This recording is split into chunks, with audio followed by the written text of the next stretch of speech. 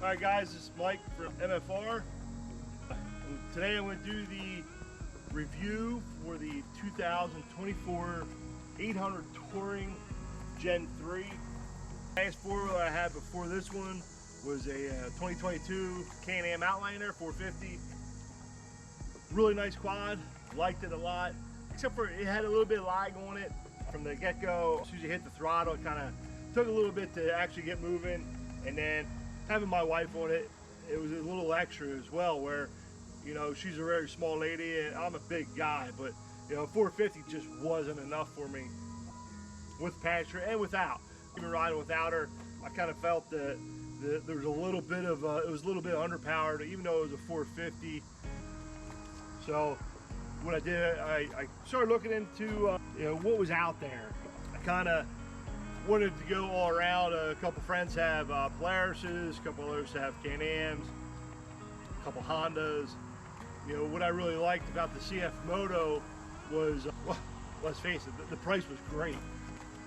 It's a great machine for a really good price, out the door, brand new. And that's one of the other things I get tired of doing, is fixing and working on all the old stuff. I want to be able to jump on my bike or quad or whatever I'm running at the time, you know, vehicle. And so when I looked at the CFMOTO 800, you know, back in the day we were able to just, you know, go out in the woods and mess around and play. You can't do that nowadays. So we go to places up north in Pennsylvania. It's Row and AOAA, OW, Allegheny, and we went down to Hatfield and McCoy. So I need something that's a little bit more reliable, that I can trust and have faith in and have no worries whatsoever, especially with you know, having my wife with me or kids. So now let's get to it. So it's a great overall machine. You know, some of the things I really liked about this is the throttle response. I know they had an issue at the very beginning of 2024, so they fixed those issues. This is a late model, October, November. I picked it up in December. So the super comfortable. The seat, you know, my wife, you know, and that's the biggest thing for me. I have to watch out for her comfort as well. You know, if she's not comfortable for long rides, it's not worth having. It's not worth doing anything. When we went down to Hatfield McCoy, I didn't really know, you know, what to expect. I'd never been down there, and we actually had, we were down there 3 full days, and we put in close to 300 miles in those 3 days. It was quite unbelievable. She didn't complain about anything. The comfort was there. One thing I really wish I didn't do was, I read a lot of reviews online, you know, trying to get the suspension to travel, you know, what's the best thing to do. And I saw a lot of things where guys were taking off the stabilizers front and back. And so I was like, you know what? There's a lot of rocks down there, a lot of hills. I'm going to take them off, and because it's not a real fast pace. So I wanted to have that extra travel, extra comfort. It was the worst thing I ever did. I don't ever recommend doing that ever again for anybody. That's the worst thing you can possibly do. The suspension on these quads from stock are very soft, and taking those sway bars off, it made it absolutely worse. I was worn out the first day, my legs, my back, my arm, just trying to keep the machine from rolling, from, you know, going down the steep hills and, you know, going around a turn, and just all the rolls. It absolutely destroyed me. I still had a good time on top of that, but it destroyed me. You know, that night, as soon as we got back to camp, it was late at night, getting dark, and I put the stabilizers back on. Best thing I ever did. I will never ever pull them off again. So if you're watching this and you have thoughts about pulling the stabilizer off, don't. High speeds are absolutely terrible. You can't go 40 miles an hour and it just wobbles. You know, down the road, down trails, it doesn't matter what it is. Even at low speeds, climbing the hills, there's so much rock in it. It's a bad thing. So my recommendation is don't do that. Leave them on there. They're there for a reason.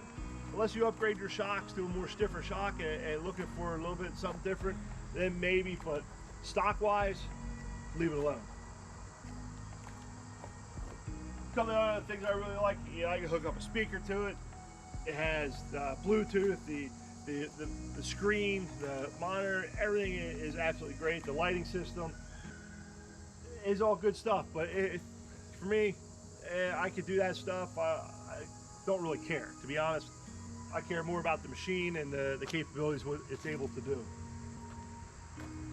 So the four-wheel drive is absolutely phenomenal. What is really good about this machine is that it has 3 modes. It has work mode, normal mode, and sport mode. The work mode is absolutely phenomenal doing hill climbs. Now, it reduces the gearing, it pulls a lot easier.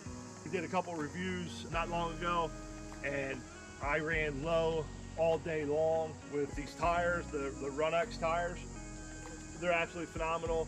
I pulled everything, 2-wheel drive all day long, 0 issues in work mode. Every now and again, I threw it up in a high gear and put sport mode and really gave it the gas, and yeah, it burned. You know, I mean, it was phenomenal. Normal mode is just kind of messing around. You know, just not really need the speed, and you know, you want something better than work mode. Normal mode is great too. I like that for nice, long, easy, casual rides where you know, you don't need the speed to do anything, and you don't have big hill climbs or downhills. Well, the other thing that I really like about this is downhill assist. It's great. It's kind of like a car where you let off the gas and it stays in gear, and it can just kind of, it helps the assist going downhill. That is phenomenal. I really like that as well on these machines. The suspension is really soft. Like I said, you know, I was maybe 30 miles on this machine when we decided to go down to Hatfield McCoy, and we put close to 300 miles on down there, and the suspension, the comfort was just amazing. You know, I never felt anything like that on a regular 4-wheeler from years before. You know, it's great. Going through mud, going through water, not puddles. Talk about water up to here. The snorkel, you don't need a snorkel on this unless you plan on going, you know, all in, and you need to be able to breathe. You know, the machine needs to be able to breathe and stuff. Other than that, you don't need to. It's up top here. You know, your air filter's up here. It's all nice and out of the way, up where it should be, not under the seat. You know, I went through water holes up to here, and I pulled it apart today to do a review on the clutch, and it was bone dry. You know, it had a little bit of dust in it from the belt. Other than that, it was bone dry.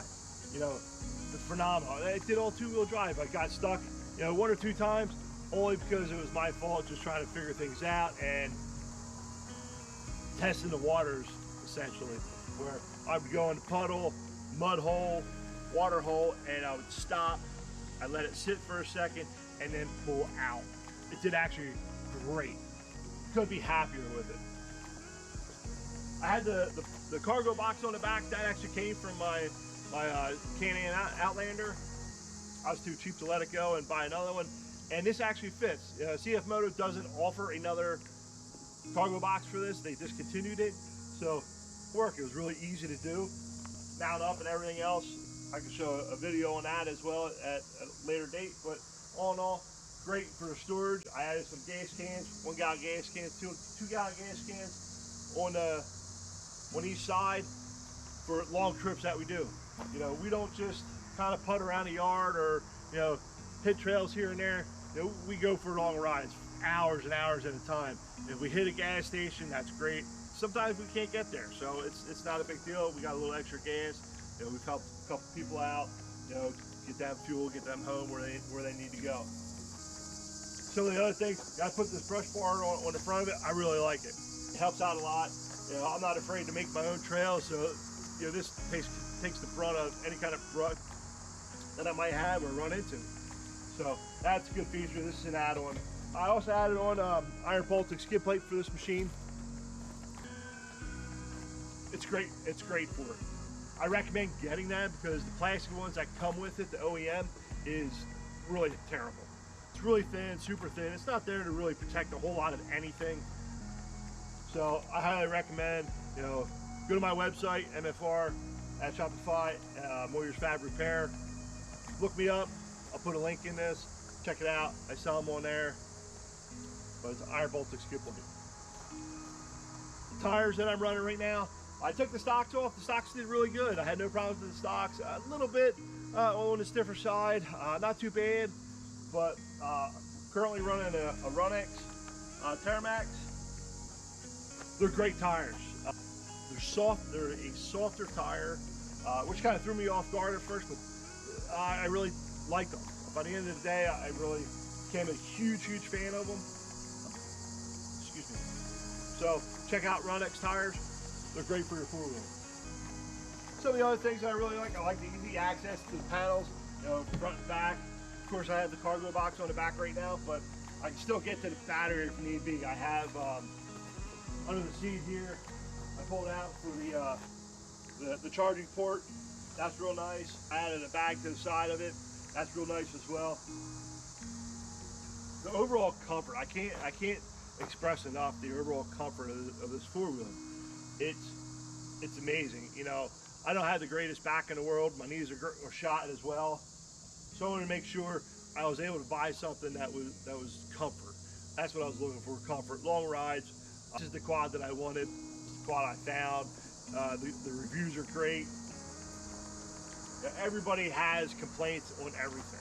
It doesn't matter what it is, who you are. There's always going to be some kind of complaint, you know, at some point or another. For me, I know what to expect with machines. You know, I don't expect them to be able to hold up with everything or, you know, continue running if you don't take care of them. You know, the basic thing is you got to take care of your machine in order for it to keep running the way you want to run it. I like to have a lot of fun. I like to play when I'm by myself, you know, and go in the mud and go up hills and, you know, and even jump it off little hills and stuff and whatnot. And it takes the brunt of everything. The suspension is great. I don't bottom out. You know, I'm a big guy, you know, about 230 pounds. So the comfort level for my wife is great back here. She's able to hold on to the bars, you know, if need be. But most times she just kind of sits and relaxes and kind of enjoys the scenery. That's what I really want her to do too. I want to be able to enjoy things. Yeah, so some of the other things I really like about it, you know, besides just the power is and the overall comfort is, you know, they're very easy to use. You know, navigation screen on it where you can kind of flip through different screens that you want to see and whatnot. I added these nice little lights on it for, you know, night rides or going through tunnels or whatnot. And then I also added these mirrors on it where we have a lot of people behind us or anything, you know, in particular where I'm able to see what's coming up behind us and whatnot. Now I also added these anchors to it. I make them at MFR. Use them for, you know, just regular plugs, or, you know, I have a speaker here that I put on it, or a they're real useful. These handlebars in the back are really nice for my wife and kids. They're able to hang on to them pretty good. You know, their overall power is amazing. Can't really complain on any of that. You know, the engine being liquid cooled, it doesn't get hot. It stays nice and cool. The ventilation system on it, everything is extremely nice on it. The clutch, the CB drive, BT drive, kind of like a snowmobile. If you ever ridden a snowmobile, where it's not, there's no gears, there's no chain, there's no nut, it's all direct, which is really nice for it as well. You don't have to worry about any other nonsense. You just got to worry about, you know, checking your clutch every now and again, and your belt, make sure it's not drying out, cracking, or missing, or breaking, or anything. One of the things I haven't done yet, I haven't towed anybody. You know, most everybody that we ride with have CFMOTOs or whatnot, and we don't have a whole lot of breakdowns. Every now and again we get a flat tire or something, but I do move stuff around here at the house, trailers and whatnot, and I have zero issues with it. I have a lot of hills at my house too. Climbs up the hills, towing the trailer or whatnot, but for the most part, it's all good. The winch works great. I just did a review on a skid plate, and I had it winched up in the rafters in my basement off the steel beam. So I see no issues with that either. But I really haven't had the chance or needed to use it for the most. More to come on that. Fuel mileage, you know, I get a really good fuel out of this thing. It's really kind of surprising. I have a couple other CFMOTO street bikes, and the gas mileage isn't the greatest on them. So I was kind of curious to see what would happen on this, but, you know, like I said, we drove and drove and drove down to Hatfield McCoy, and I had to fill up one time. I was getting pretty low, And then another time, just because we were in the area, figured, okay, let's get some fuel. But for the most part, get a lot of fuel mileage out of it, which is really nice. So really, at the end of the day, I highly recommend CFMOTO 800 Touring Gen 3. Again, my name's Mike from MFR Services, Off-Road Repair. Shout out to Slawdog Off-Road for all the support.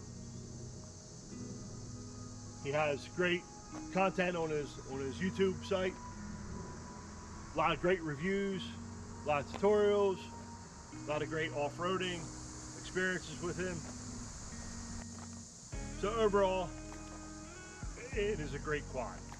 I have zero issues with it whatsoever. I have no complaints. The speed's great, the handling's great, the suspension is great. Pretty much do anything you want with this ATV that you would want to do. So I highly recommend this if you're in the market of looking for a new ATV. Great price, great machine. Road. Thank you for watching. And give me a like, enjoy the content, and thank you very much.